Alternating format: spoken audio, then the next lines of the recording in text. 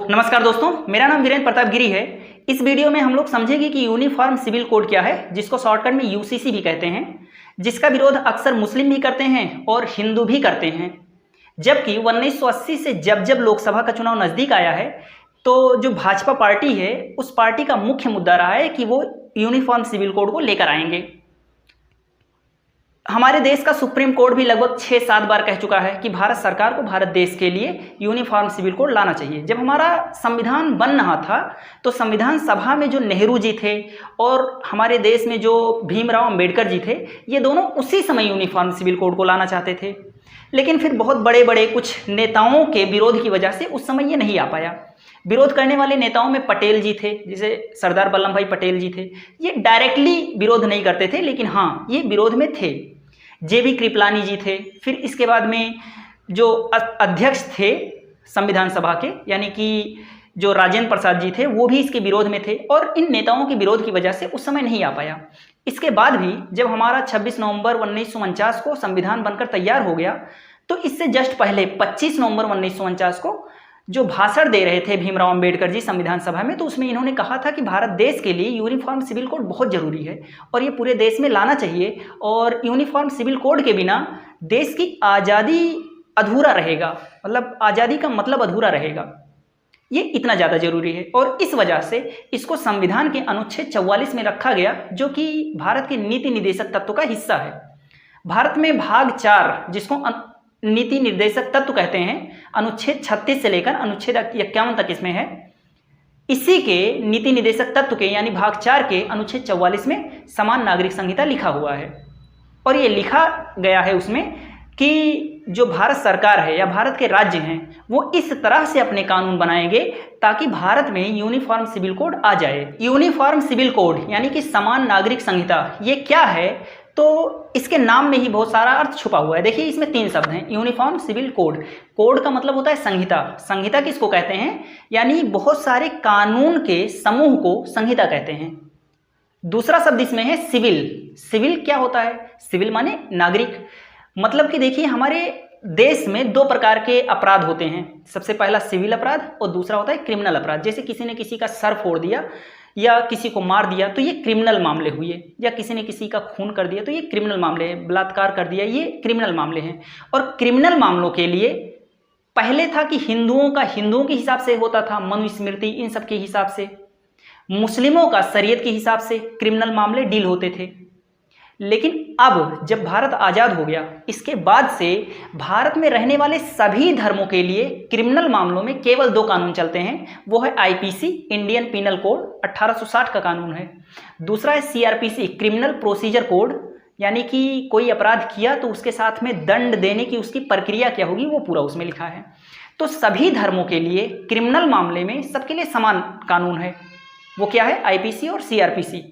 जबकि सिविल मामलों के लिए, सिविल मामलों को मैं आसान भाषा में समझाऊं तो पारिवारिक मामलों से संबंधित, जैसे पारिवारिक मामलों में तलाक का मामला हुआ, शादी विवाह का मामला हुआ, कोर्ट मैरिज का मामला हुआ, गोद लेने का मामला हुआ, या बच्चों को प्रॉपर्टी देने का मामला हुआ, या तलाक के बाद अपने पत्नी को मेंटेनेंस देने का मामला हुआ, तो ये सब सिविल मामले में आते हैं। और सिविल मामलों के लिए हिंदू लोग अपने हिंदू कानून के हिसाब से डील करते हैं, जबकि मुस्लिम लोग अपने मुस्लिम कानून के हिसाब से डील करते हैं। और इन्हीं सिविल मामलों में महिलाओं के अधिकार को समान करना ही यूनिफॉर्म सिविल कोड है। यानी यूनिफॉर्म सिविल कोड आने का केवल इतना ही मतलब है कि जो महिलाएं पुरुषों के कब्जे में थीं, पुरुष के अधीन थी, वो उनकी अधीनता से लगभग छूट जाएंगी। यानी पुरुष और महिलाओं के अधिकार बराबर हो जाएंगे सभी धर्मों में। जबकि सारे के सारे हिंदू भी महिलाओं को अपने अंडर में रखना चाहते हैं, अपने अधीन रखना चाहते हैं, अपने कब्जे में रखना चाहते हैं। मुस्लिम भी अपनी महिलाओं को अपने कब्जे में, अपने अंडर में, अपने अधीन रखना चाहते हैं। यूनिफॉर्म सिविल कोड आने के बाद महिला और पुरुष बराबर हो जाएंगे। बस इतना ही मामला है यूनिफॉर्म सिविल कोड आने का। इसलिए इसका विरोध हिंदू भी करते हैं, मुस्लिम भी करते हैं। हिंदुओं में देखिए, किसी भी धर्म में जब बहुत बड़ा बदलाव होता है ना, तो हल्ला मचता है, विरोध होता है उसका। जैसे हिंदुओं का अगर लें तो हिंदुओं में जब राजा राम मोहन राय ने 1828 में सती प्रथा के विरोध में जब कानून लेकर आए, मतलब कि क्या करते थे कि जब किसी महिला का पति मर जाता था तो उसके साथ उसे भी जला देते थे। अब ये कितना खराब प्रथा है। लेकिन हिंदू लोग मानते थे कि ये मेरे धर्म का हिस्सा है। जब इसके विरोध में राजा राम मोहन राय कानून लेकर आए अंग्रेजों की मदद से, तो सब लोग बहुत हल्ला मचाए, लेकिन बाद में अब तो हमें लगता है कि वो सही हुआ था। फिर बाद में जैसे ईश्वर चंद्र विद्यासागर अंग्रेजों से मिलकर कानून लेकर आए जो विधवा विवाह पर था। अब विधवा का जीवन, जैसे मान लीजिए 12 साल की लड़की है, उसका शादी हो गया है, 14 साल की उसकी उम्र है, उसका पति मर गया है, तो वो विधवा हो गई। अब विधवा की जिंदगी पूरी नर्क के समान हो जाती थी। क्यों नहीं उसको अधिकार होना चाहिए कि दूसरा विवाह करे, अपना जीवन फिर से शुरू करे। जब इस पर कानून आया, ईश्वर चंद्र विद्यासागर जी लेकर आए, तो क्या हुआ, पूरे भारत में सारे हिंदुओं ने हल्ला मचाया। लेकिन फिर अब तो हमें लगता है, जब हम प्रोग्रेसिव मोड में आए तो हमें अच्छा लगता है कि हाँ ठीक हुआ था। इसके बाद भी 1955 में जब कानून आया हिंदू कोड बिल, तो हिंदू कोड बिल आया तो उस पर भी बहुत हल्ला मचा। हिंदू कोड बिल यानी समान नागरिक संहिता था, ये समझ लीजिए हिंदुओं के लिए, यानी हिंदू महिलाओं को अधिकार देने के लिए। इस पर भी बहुत ज़्यादा वो आया। हिंदू कोड बिल में ऐसा क्या था, देखिए समान नागरिक संहिता से संबंधित मामले पर ही जो भीमराव अंबेडकर जी थे, इन्होंने इस्तीफा दे दिया था। कहा था कि भाड़ में जाओ तुम लोग, अपने मन से बनाओ जो करना है, क्योंकि भीमराव अंबेडकर जी उसी टाइम पूरी तरह से यूनिफॉर्म सिविल कोड लाना चाहते थे। जब ये नहीं इनकी बातें कोई मान रहा था तो फिर कहे कि जाओ तुम लोग, तो इस्तीफा दे दिया था अंबेडकर जी ने उस समय। और 1955-56 में हिंदू कोड बिल नेहरू जी ने पास करवाया। और उसमें क्या क्या बातें थी, तो उसमें सबसे पहली बात थी एक विवाह, यानी कि अब हिंदू सारे के सारे नाराज हो गए, कहेंगे हमारा तो काम है कि 4-5 विवाह करें। हिंदू कोड बिल में लिख दिया गया कि एक विवाह करना है, दूसरा विवाह करोगे जेल होगा, मार खाओगे। बहुत विरोध हुआ इस पर। दूसरा हिंदू कोड बिल में लिख दिया गया कि कोई भी पुरुष है, अगर वो किसी महिला को तलाक देता है, तो अगर वो महिला दूसरी शादी नहीं करती है तो उसका मेंटेनेंस यानी तलाक के बाद में उसे पूरा पैसा, उसका खर्चा पूरा चलाना पड़ेगा, एक सम्मानपूर्ण राशि उसे पूरे जीवन देना पड़ेगा। इस पर भी बहुत बवाल मचा। तीसरी बात लिख दिया गया गोद लेने से संबंधित, यानी गोद ले सकते हैं कोई भी, अब तो ले सकते हैं, उसके लिए एक्ट है हिंदू कोड बिल में। फिर हिंदू कोड बिल में ये लिख दिया गया कि अंतरजातीय विवाह भी कर सकता है कोई भी हिंदू। इस पर भी खूब हल्ला मचा। दूसरा चीज लिख दिया गया कि बेटी को हिस्सा देना है, ये बड़ी बात हो गई। पहले कहते थे कि बेटी तो दूसरे घर में जाएगी, अब उसमें हिंदू कोड बिल में क्या किया गया कि बेटियों को एब्सोल्यूट राइट दे दिया गया जमीन पर, जमीन के मामले में, यानी भाइयों को जिस तरह से हिस्सा मिलेगा वैसे ही बहन को भी हिस्सा देना पड़ेगा। इस तरह से लिख दिया। इसमें लिख दिया कि पैतृक संपत्ति जो होगा वो अपने अगली पीढ़ी को ही देना है। जैसे बाबा से पिताजी को जो मिला है, पिताजी को उसे अपने बच्चे को ही देना पड़ेगा, वो किसी और को नहीं दे सकते। और हाँ, पिताजी ने अगर कोई अर्जित संपत्ति की है, यानी अपने पैसे से कमाकर कुछ खरीदा है, तो उसे वो किसी को भी दे सकते हैं। लेकिन पिताजी को जो बाबा जी से मिला है, दादाजी से मिला है, उसे उन्हें अपने अगले ही बच्चे को देना पड़ेगा। तो इस तरह से लिख दिया। इस पर खूब हल्ला मचा। लेकिन फिर भी हिंदुओं में लगभग यूनिफॉर्मिटी आ गई, जबकि मुस्लिमों का मुस्लिमों के हिसाब से चलता था, शरीयत कानून के हिसाब से। अब मुस्लिमों की बारी थी, तो क्या हुआ, मुस्लिमों में यूनिफॉर्म सिविल कोड लाने से केवल 4 चीज़ें होगा, समझ लीजिए। पहला होगा कि 3 तलाक हट जाएगा, पहला चीज़। दूसरा, 4 विवाह वाली व्यवस्था हट जाएगी। जैसे मुस्लिमों में अक्सर 4 विवाह कोई नहीं करता, लेकिन फिर भी कानून तो है ही कि मुस्लिम पुरुष 4 विवाह कर सकता है, ये हट जाएगा।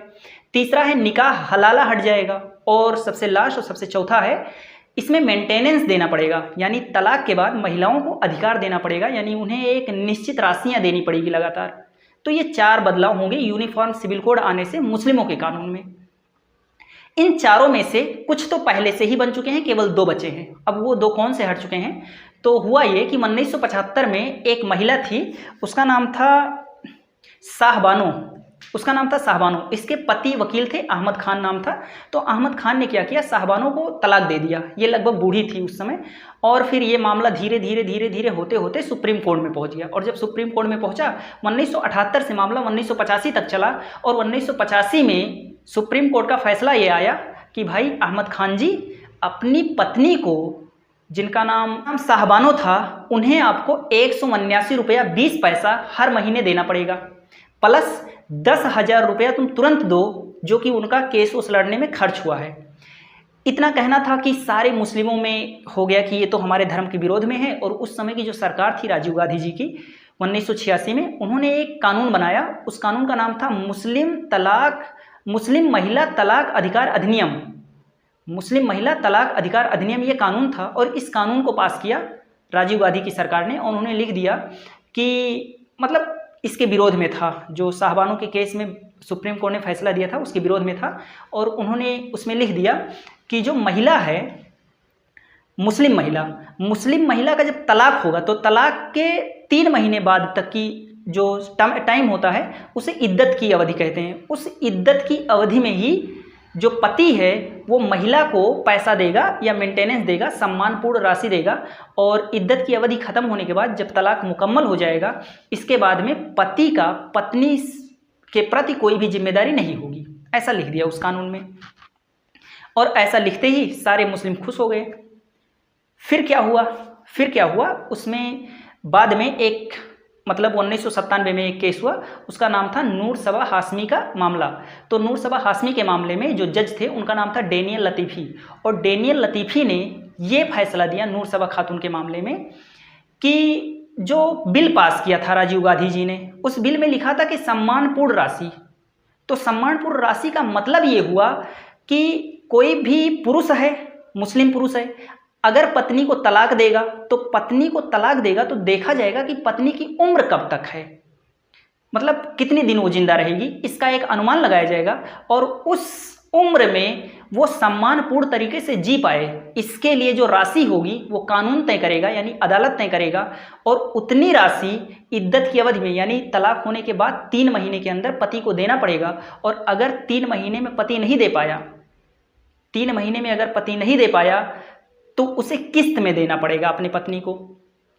तो इस तरह से जब नूर सबा हाशमी के मामले में ये फैसला आया तो फिर सारा मामला ठीक हो गया। यानी कि ये हो गया कि अगर कोई पति अगर अपनी पत्नी को तलाक देता है, मुस्लिमों के बारे में ये है कि अगर कोई पति अपनी पत्नी को तलाक देता है तो तलाक के बाद जब तक वो जिंदा रहेगी तब तक के लिए एक सम्मानपूर्ण जीवन के लिए जितनी राशियों की ज़रूरत है, जितने पैसे की ज़रूरत है, वो अदालत तय करेगी और उसे पति को 3 महीने के अंदर देना पड़ेगा।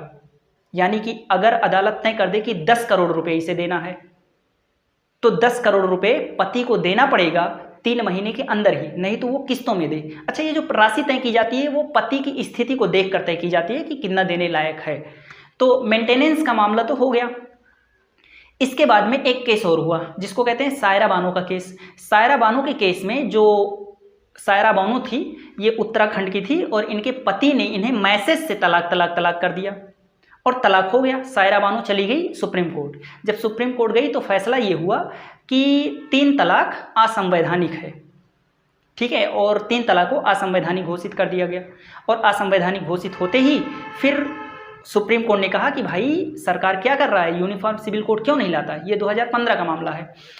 तो सरकार ने कहा कि ठीक है भाई लेकर आएंगे। और इसके बाद में 2019 में मोदी सरकार ने एक बिल पास किया और उस बिल का नाम क्या था, मुस्लिम महिला विवाह अधिकार अधिनियम, ये उस कानून का नाम था।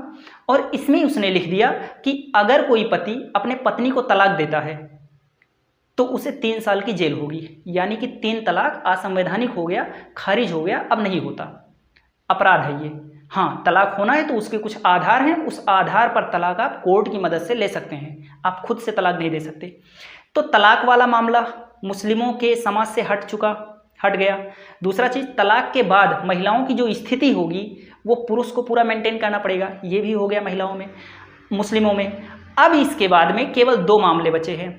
सबसे पहला क्या बचा है कि निकाह हलाला और दूसरा 4 विवाह।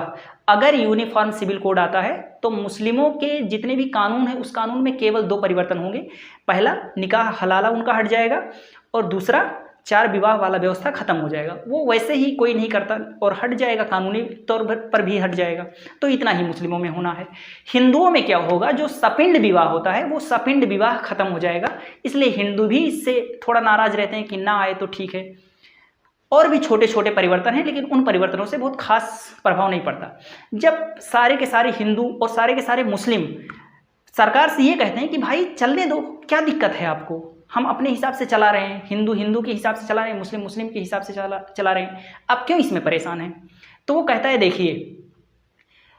देखिए जो धर्म का इसेंशियल पार्ट है, मतलब कि एक ऐसा हिस्सा है जो अभिन्न हिस्सा है किसी धर्म का, उसको हम डिस्टर्ब नहीं कर सकते और ना करना चाहते हैं। भाई अनुच्छेद 29 अनुच्छेद 25, अनुच्छेद 24 आपको धर्म की स्वतंत्रता का छूट देता है, उसमें हम हस्तक्षेप नहीं कर रहे हैं। लेकिन जो मुस्लिम धर्म का इसेंशियल पार्ट नहीं है, हिंदू धर्म का इसेंशियल पार्ट नहीं है, मुख्य पार्ट नहीं है, तो उसे क्यों बनाए रखना चाहते हैं, जो कि एक बुराई है।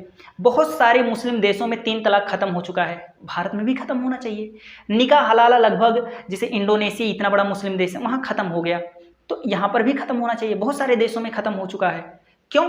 क्योंकि निकाह हलाला ये बाद में आया है, ये मुस्लिम धर्म का एकदम से एग्जैक्ट हिस्सा नहीं है। दूसरी चीज़, हिंदुओं में सपिंड विवाह ये बाद में आया है, ऐसा नहीं है कि पहले से था। पहले क्या होता था, हिंदुओं में जाते थे युद्ध करने, कोई किसी से भी शादी कर लेता था, मतलब करते थे ऐसा, तो वो तो पहले से था। अगर वो किसी धर्म का मुख्य हिस्सा नहीं है तो उसे हट जाना चाहिए, या जिससे किसी की आज़ादी का हनन होता है तो वो हटना चाहिए। तो इस वजह से यूनिफॉर्म सिविल कोड देश के लिए ज़रूरी है, ऐसा सुप्रीम कोर्ट ने कई बार कहा है। और जब भी मुझे लग रहा है कि ये अभी चर्चा में है, 2024 का चुनाव आते आते कुछ इस पर फैसला होगा, और नहीं तो ये तो आना ही है एक दिन भारत में, मुझे ऐसा लगता है।